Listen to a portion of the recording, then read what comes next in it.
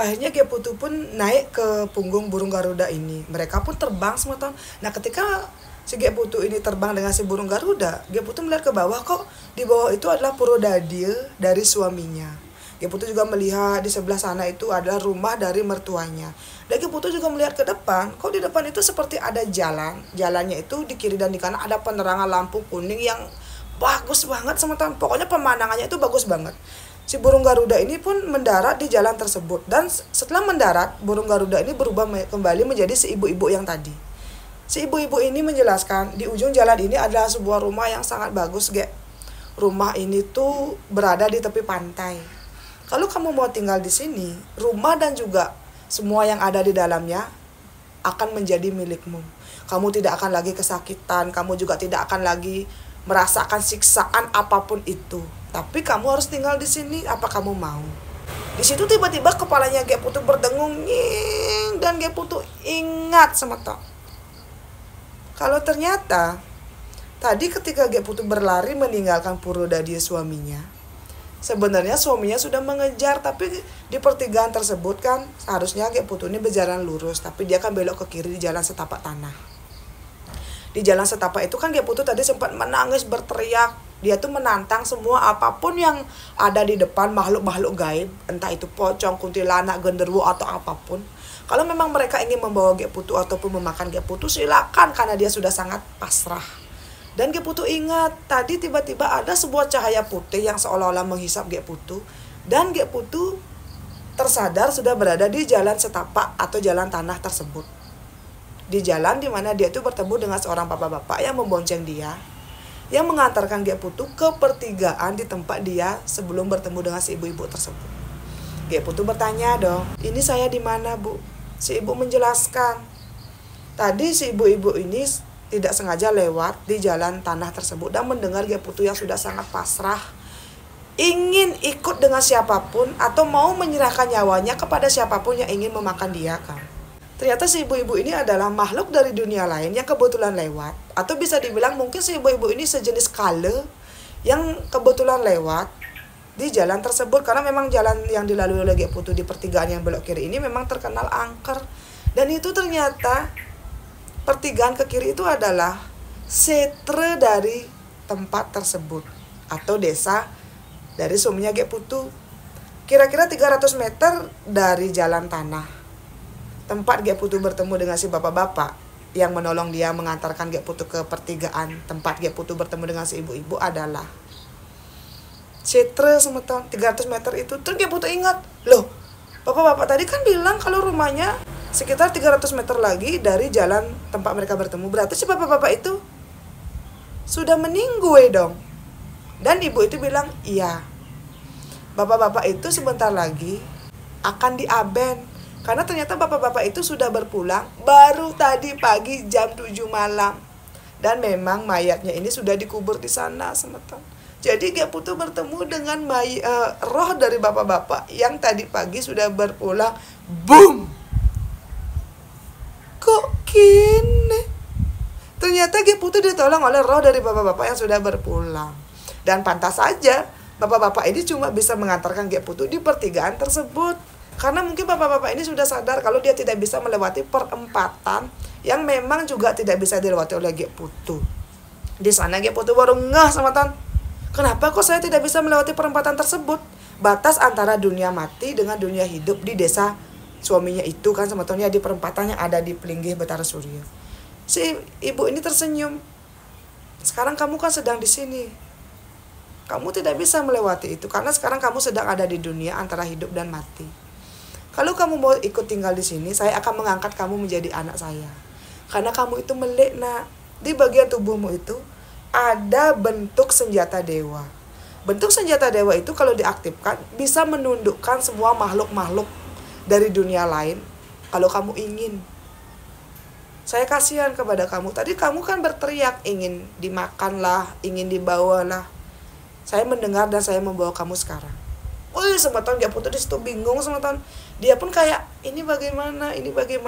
Dan singkat cerita Geputu pun ikut dengan si ibu-ibu ini menuju ke rumah di ujung jalan tersebut. Menurut Geputu itu rumahnya bagus banget, di dalam itu benar-benar mewah. Dan di sana tahu nggak semeton?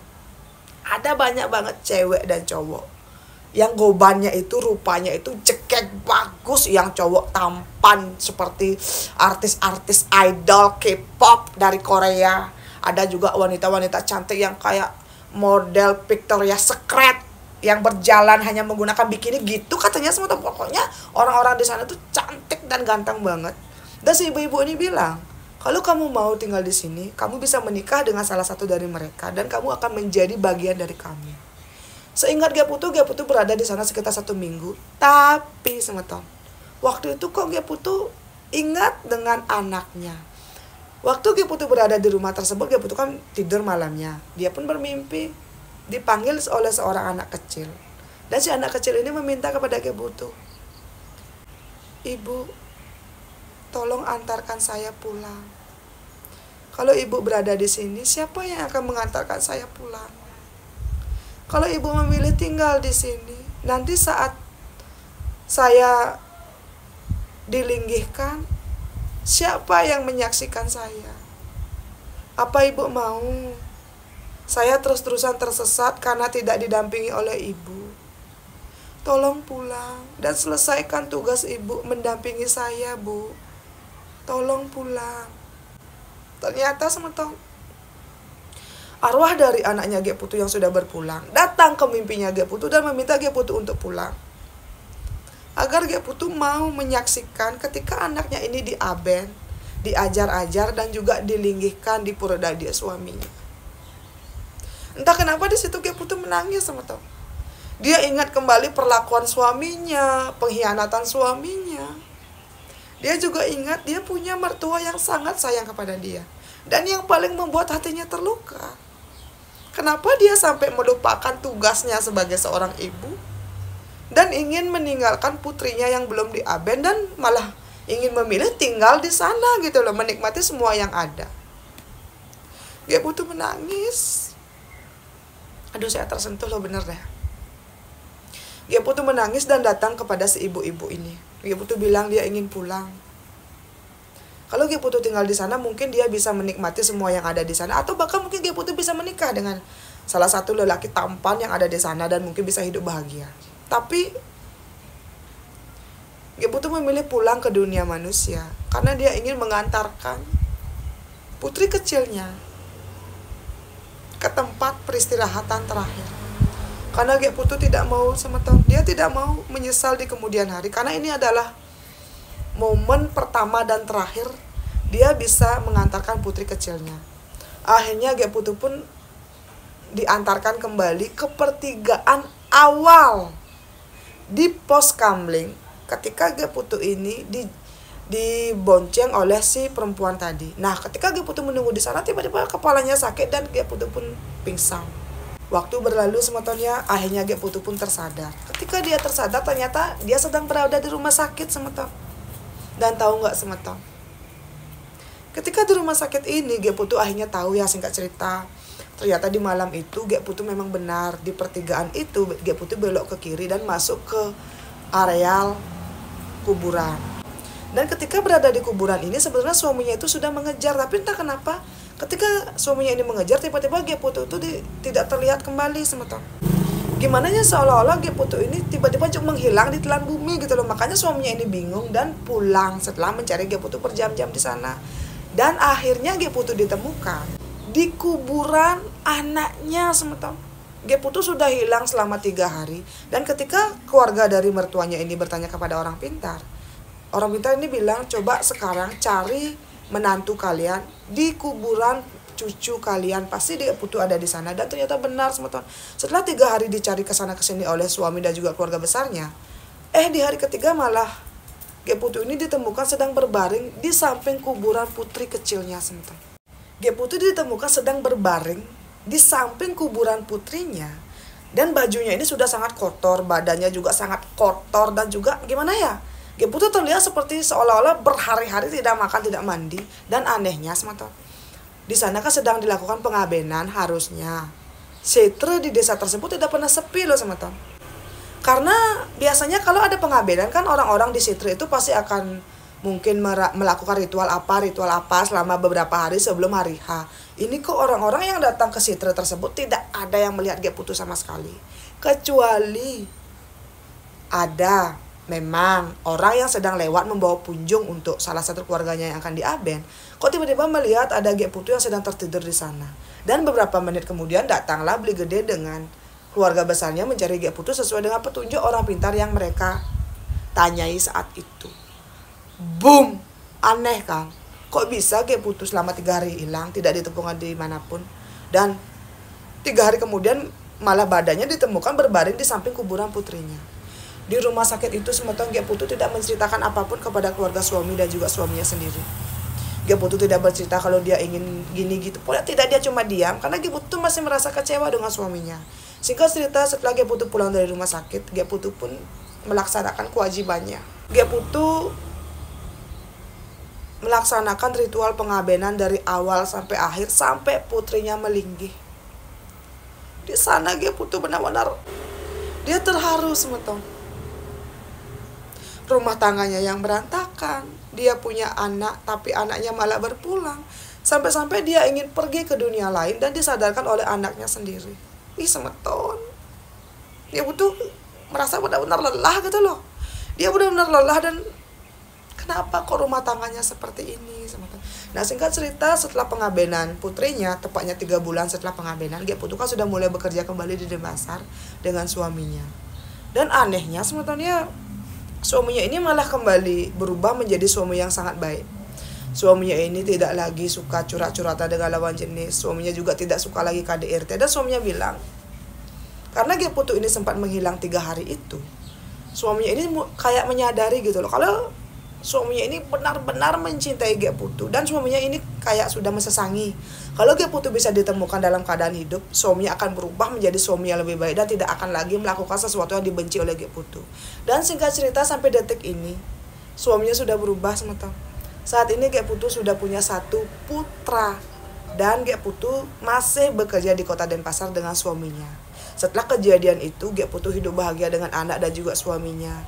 Suaminya ini tidak pernah lagi KDRT, tidak pernah lagi melakukan hal-hal yang dibenci oleh Ge Putu seperti chat-chatan lah ataupun punya pacar di belakangnya Ge Putu. Dan menurut Ge Putu, dia yakin semeton pilihannya untuk pulang kembali dan melakukan awal sampai akhir acara pengabenan putrinya ini adalah pilihan yang terbaik. Dan Ge Putu yakin kebahagiaan yang sekarang dia rasakan dengan anak dan juga suaminya adalah salah satu bantuan dari putri kecilnya yang sudah dia aben dengan baik dan layak. Inilah cerita dari Ge Putu yang hampir saja memilih jalan yang salah karena masalah prahara rumah tangga yang dia lalui selama berbulan-bulan. Dan menurut Ge Putu juga begini semetonnya. Ini untuk saya dan juga semeton. Kalaupun kita ada masalah rumah tangga, yakinlah selalu ada jalan keluar. Dan ketika kita sudah berserah diri kepada yang di atas, yakinlah juga Tuhan tidak pernah tidur semeton. Beliau selalu ada untuk kita. Dan kalau memang kita sudah merasa tidak sanggup, pilihannya cuma 2, bertahan ataupun pergi. Tapi pergi dalam artian jangan pergi meninggalkan dunia ini hanya karena emosi sesaat. Kalaupun kita ingin pergi dari masalah rumah tangga, tinggalkan dan mulailah hidup baru. Jangan pernah berpikir untuk mengakhiri hidupmu entah dengan pergi ke dunia lain atau dengan cara pergi yang aneh-aneh gitu loh. Jalani hidup kita karena kita ini terlalu berharga untuk mengorbankan hidup demi orang yang tidak berguna.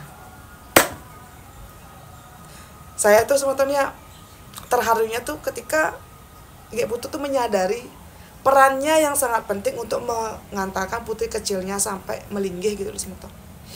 Bagaimana menurut semeton? Apakah semeton percaya dengan cerita dari Ge Putu ini atau bagaimana? Silakan berkomentar ya. Karena saya penasaran banget bagaimana tanggapan dari kalian. Karena kan cerita-cerita orang hilang kayak gini tuh biasanya tuh kayak jarang banget ada orang yang percaya. Tapi ternyata ada kisah di baliknya semeton. Coba kalian berkomentar. Karena saya ingin tahu dan saya yakin Ge Putu pasti akan membaca dan menonton PT ini.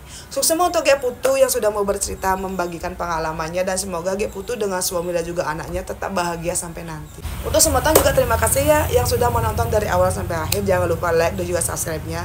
Hidupin juga lonceng notifikasinya karena saya juga pasti akan makin rajin up video ke depannya. Sampai ketemu di cerita selanjutnya. Dadah.